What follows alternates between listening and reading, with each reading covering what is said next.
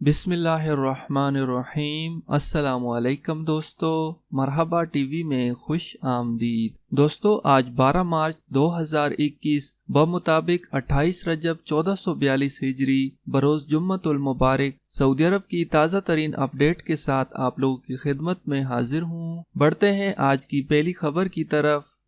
कफील की मंजूरी के बगैर इकामे का ट्रांसफ़र कैसे किया जाए। वजारत इफरादी कुव्वत ने कहा है कि 3 हालात में कफील की मंजूरी के बगैर कारकुन का इकामा ट्रांसफर हो सकता है। एक शख्स ने वजारत के ट्विटर अकाउंट पर सवाल किया कि एक कारकुन अपना इकामा कफील की मंजूरी के बगैर ट्रांसफर कर सकता है। इसके जवाब में वजारत ने कहा है कि अगर कारकुन का इकामा और लेबर कार्ड खत्म हो या 3 माह तक तनख्वाह न मिली हो या कफील के नाजायज तौर पर हरूब लगा दिया हो तो ऐसी सूरतों में इकामा ट्रांसफर करने के लिए कफील की मंजूरी जरूरी नहीं है। किसी भी कारकुन का इकामा इस तरह ट्रांसफर नहीं होता कि अगर उसका लेबर कार्ड यानी इकामा तजदीद शुदा हो या उसकी तजदीद की फीस अदा कर दी गई हो और वो अपना इकामा ट्रांसफर करना चाहता हो और तनाजुल लेना चाहता हो तो इस सूरत में तनाजुल नहीं ले सकता। तनाजुल की यह सूरत है कि अगर आपका कफील या कंपनी आपका इकामा रिन्यू नहीं करते हैं या आपको 3 महीने तक तनख्वाह न मिली हो या आप पर नाजायज तौर पर हरूब लगा दिया हो तो इस सूरत में आप अपना तनाजुल ले सकते हैं।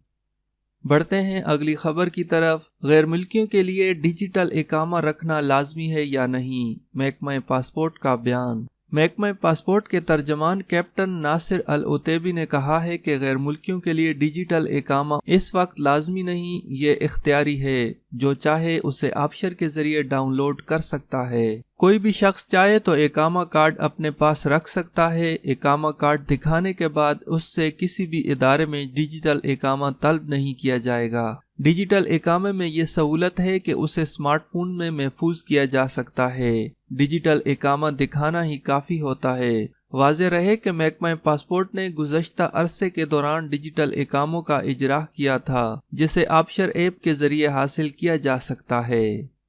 बढ़ते हैं अगली खबर की तरफ। सऊदी अरब जाने के मुंतजिर पाकिस्तानियों के लिए मायूस कुन खबर आ गई। Saudi general authority of civil aviation GACA ने नोटिफिकेशन जारी कर दिया है जिसके मुताबिक बैनुल अक़वामी मुसाफिरों पर पाबंदी 17 मई तक बरकरार रहेगी। अलबत्ता सऊदी शहरियों को बैनुल अक़वामी आमदोरफ्त पाबंदी से मुस्तस्ना करार दिया गया है। सऊदी में मुकीम पाकिस्तानियों को वतन वापस लाने के लिए मुसाफिरों से खाली तैयारे सऊदी अरब आ सकते हैं। इसके अलावा कार्गो परवाजों को भी सऊदी एयरपोर्ट्स पर उतरने की इजाज़त होगी। तर्जमान PIA ने बताया कि PIA ने सऊदी अरब की जानिब से आयद की गई सफरी पाबंदियों के बाद एक तरफा परवाजों का सिलसिला जारी रखा है जिनके जरिए सऊदी अरब से पाकिस्तानी मुसाफिरों को वापस लाया जा रहा है। तर्जमान PIA के मुताबिक अब तक 100 से जायद परवाजों के जरिए 25,000 के लगभग मुसाफिर पाकिस्तान वापस पहुंच चुके हैं। PIA का सऊदी अरब से पाकिस्तान के लिए दमाम, मदीना मुनव्वरा, रियाज और जद्दा से फ्लाइट ऑपरेशन जारी है। तर्जमान के मुताबिक एक तरफा परवाजों के बावजूद PIA ने टिकट्स की कीमतों में इजाफा नहीं किया और ज्यादातर टिकट पहले से ही बुक करवाए गए थे। इसके अलावा PIA की सऊदी अरब के लिए कार्गो सर्विस भी बहाल है।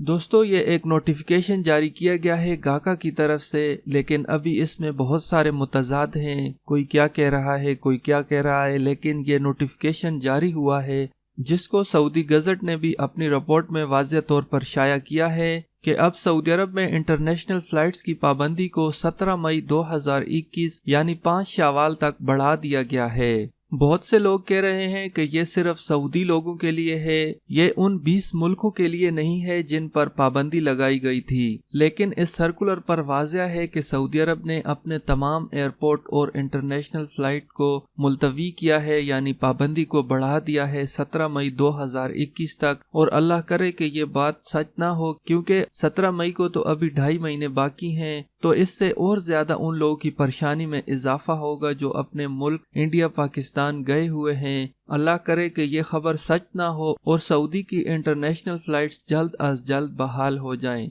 आप दोस्तों से भी गुजारिश है कि दुआ करें कि कोरोना वायरस के केसेस कम हों। जितने कोरोना वायरस के केसेस कम होंगे तो इंशाल्लाह इंटरनेशनल फ्लाइट्स जल्द अज जल्द बहाल हो जाएंगी।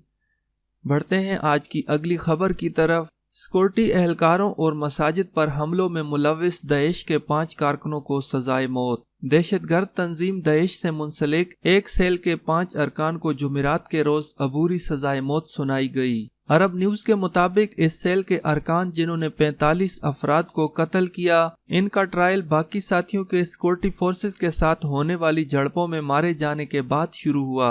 जामिया तहकीकात के बाद ये बात साबित हो गई कि ये मुल्जिमान सऊदी अरब में दहशतगर्दी के ऑपरेशंस करने में मुलविस थे। ये मुल्जिमान सऊदी अरब की 3 मसाजिद में बम धमाके करने में भी मुलविस थे।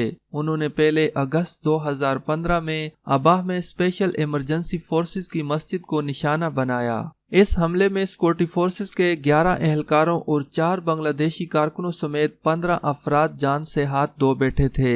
इसके बाद इन मुल्जिमान ने अक्टूबर 2015 में निजरान के इलाके में इस्माइली कम्युनिटी की अल-मशहद मस्जिद को निशाना बनाया, जिसके नतीजे में 2 अफराद हलाक और 27 जख्मी हो गए थे। इन मुल्जिमान की जानिब से तीसरी मस्जिद पर हमला जनवरी 2016 में अल-हसा की मस्जिद में अल-राहदा में किया गया। इस हमले में 5 अफराद हलाक जबकि 36 जख्मी हो गए थे, जिनमें 3 सिक्योरिटी एहलकार भी शामिल थे। बढ़ते हैं अगली खबर की तरफ। सऊदी अरब में 11 नमाजियों में कोरोना की तशखीस, 11 मसाजिद बंद। सऊदी वजारत इस्लामी अमवार ने जुमेरात को सऊदी अरब के 8 इलाकों में 11 नमाजियों के कोरोना वायरस में मुब्तला होने पर 11 मसाजिद आर्जी तौर पर बंद कर दी हैं। वजारत इस्लामी अमवार का कहना है कि 7 मसाजिद सैनिटाइजिंग और हफ्जान सेहत के इंतजामात मुकम्मल होने पर बहाल कर दी गयी। इनमें से 2 रियाज रीजन, 2 मशरिकी रीजन, 2 हाइल रीजन और 1 मक्का मुकर्रमा रीजन में वाक़या है। वजारत इस्लामी अमवार ने तमाम नमाजियों और मसाजिद के मुंतजिमीन से अपील की है कि वो सब की सेहत और सलामती की खातिर कोरोना हिफाजती तदाबीर की अच्छी तरह से पाबंदी करें।